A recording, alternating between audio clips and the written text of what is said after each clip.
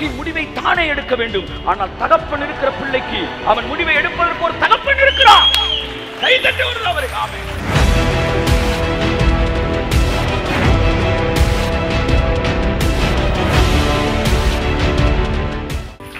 ஒரு ஸ்பிரிச்சுவல் லைஃப்ன்றது it's like a construction. அது ஒரு வந்து என்ன சொல்றது, கட்டிட வேலையை போல. அது சிற்பாசாரி வேலை செய்வது போல அழகாக செதுக்கப்பட்டு கன்ஸ்ட்ரக்ட் பண்ணப்படுகிறது. அது அப்ப இந்த விஷயங்கள் உங்க மனசுல இருக்கும்போது, divine connection, divine appointed place, இதெல்லாம் உங்க மைண்ட்ல இருக்கும்போது உங்க லைஃப்ல எடுத்து வைக்கிற ஒவ்வொரு அடியும் சக்சஸ்ஃபுல்லான அடியா. அவன் நடைகளில் ஒன்றும் பிசகாது. ஏன்னா அவனுக்குள்ள ஒரு ஹியூமிலிட்டி இருக்கும், அவனுக்குள்ள ஒரு தாழ்மை இருக்கும். தேவன் இணைத்த நபர்கள் ஒரு தாழ்மை இருக்கும், தேவன் இணைத்த இடம் ஒரு தாழ்மை இருக்கும். மனசுக்கு பட்டதெல்லாம் செய்ய மாட்டான். ஆனால் அந்த நகோமி என்ன செய்தால், தன் மனதிற்கு பட்டதையெல்லாம் செய்தால். தன் தேசத்துல பஞ்சம் வந்தோடனே நேரம் எங்க போயிட்டா, மோவாப் தேசத்துக்கு போனான். 2 பிள்ளையும் கூட்டிட்டு போய் அங்க கல்யாணம் பண்ணி, இஷ்டத்துக்கு எங்கேயாச்சும் போறது, இஷ்டத்துக்கு எங்கேயாச்சும் பொண்ணு எடுக்கிறது, இஷ்டத்துக்கு எங்கேயாச்சும் வேலை பார்க்கறது, இஷ்டத்துக்கு எதையா செய்யறது. கடைசியில் 2 பிள்ளை இழந்து, 2 மருமகளை இழந்து ஒத்த கட்டையா திரும்பி வரா. திரும்பி வரும்போது சொல்றா, என்ன நகோமின்னு கூப்பிடாதீங்க அப்படின்னா. என்னது என்ன சொல்றா, என்ன மாறாள்னு கூப்பிடுங்க. சாரால் கேட்டிருக்கோம், நீ என்னமா மாறாள்? கசப்பு.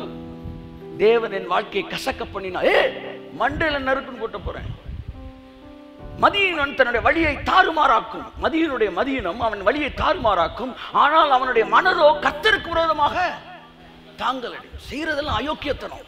கடைசியில் கர்த்தர் ஏன் எங்களை இப்படி சோதிக்கிறார்னே தெரியல. கர்த்தர் சோதிக்கிறாரா? இஷ்டத்துக்கு பொண்ணை பார்த்தா, இஷ்டத்துக்கு மாப்பிள்ளைய பார்த்தா, இஷ்டத்துக்கு வேலையை பார்த்தா, இஷ்டத்துக்கு ஊருக்கு போன. அப்படியே வந்து இமிகிரேஷன் ஆஃபீஸில், சார் மலேசியாவுக்கு நீங்கள் ஸ்டாம்ப் பண்ணாலும் பண்ணுங்க, சிங்கப்பூருக்கு பண்ணாலும் பண்ணுங்க, நான் தெருநாயா எங்கே வேணாலும் போக ரெடியாக இருக்கேன். Don't you have any goal? Don't you have any God? கையை தட்டு வருகிறார். உனக்கு கடவுள் இல்லையா? உனக்கு தேவன் இல்லையா? உனக்கு தகப்பன் இல்லையா? இங்கேதான் நீ வாழ வேண்டும் என்று உனக்கு தேவன் எதையும் செட் பண்ணி வைக்கலையா? உங்களுக்கு அனாதை மனப்பான்மை இருக்கிறதா? அனாதைக்கும் தகப்பனுக்கு, தகப்பன் வைத்திருக்கிற பிள்ளைக்கும் என்ன வித்தியாசம் சொல்லுங்க. சொல்லுங்க சார். நேரத்துக்கு சாப்பாடு கிடைக்குமா? இல்ல. உங்க வீட்டில் சாப்பிட்டீங்கன்னா கூட மாசத்துல 2 நாள் தான் பிரியாணி.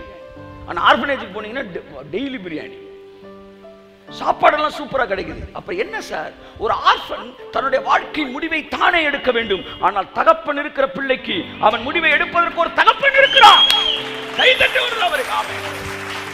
என் தேவன் எனக்கு ஒரு கிரவுண்ட் ஆயத்தம் பண்ணியிருக்கார். என் தேவன் எனக்கு ஒரு பார்ட்னர் ஆயத்தம் பண்ணியிருக்கிறார். என் தேவன் எனக்கு ஒரு ஜாப் ஆயத்தம் பண்ணியிருக்கிறார். என் தேவன் எனக்கு ஒரு தேசத்தை ஆயத்தம் பண்ணியிருக்கிறார்.